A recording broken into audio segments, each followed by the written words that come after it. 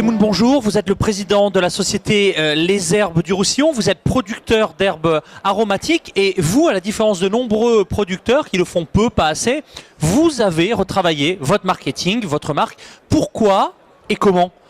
Le travail de la marque pour nous était quelque chose de très important parce que nous cherchions à avoir accès direct aux clients finaux, donc aux consommateurs et également aux distributeurs finaux, ne plus passer par des intermédiaires forcément qui maîtrisaient leurs achats et qui pouvaient soit nous commander à nous, soit à d'autres producteurs, soit à l'étranger.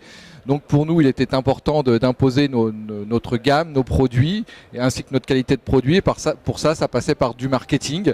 Donc nous avons travaillé sur effectivement l'ensemble des éléments de marketing, à savoir la marque, le packaging, les différents formats, de façon à pouvoir fidéliser notre clientèle et ne plus dépendre des intermédiaires qui eux-mêmes travaillaient ces marques et pouvaient travailler avec nous ou avec d'autres producteurs. C'est pour nous la certitude de vendre notre production. Ça. Alors beaucoup de producteurs se posent la question, est-ce qu'il faut que je le fasse, etc.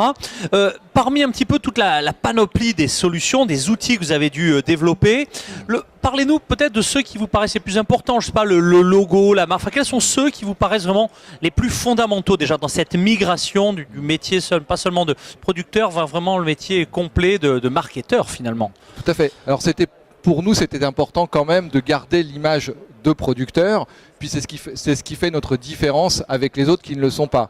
Donc le logo, la reconnaissance était importante. Il fallait qu'on reconnaisse qu'on est des producteurs tout en ayant une qualité de service et un niveau d'apport de service qui soit suffisant.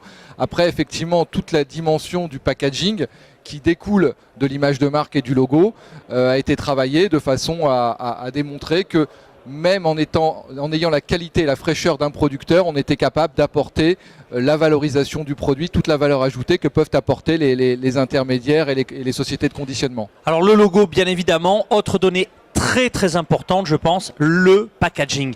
Quels ont été un petit peu les choix inhérents à ce nouveau packaging? Quels ont été vos partis pris, si je puis dire?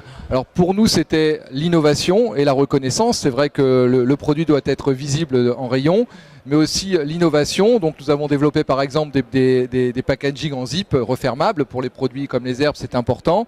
Nous avons également donc développé toute une gamme de visuels sur la région de production, de façon à, tout en étant innovant dans le packaging, tout en remettant cet accent sur le côté producteur régional. Voilà. Très bien, et donc en conclusion, si vous deviez donner des conseils à un producteur qui est parfois un peu inquiet, il est face à des géants mondiaux, des marques qui disposent de budgets pharaoniques, quel serait ce conseil ? Il faut effectivement essayer d'exister, et pour exister, il faut imposer sa marque, il faut imposer son image. Même si on est petit, c'est quand même un moyen de fidéliser ses clients. C'est un moyen d'être capable de vendre même quand on est en production, parce que très souvent les producteurs arrivent tous en même temps en production, et c'est là le problème. Et quand on a imposé sa marque, quand on est en production, on vend quand même. On vend quand même et voilà. On se différencie. Marc Semoun, merci beaucoup. Marc Semoun, président de la société Les Herbes du Roussillon. Merci. Revenez quand vous voulez. Merci. Au revoir. Au revoir.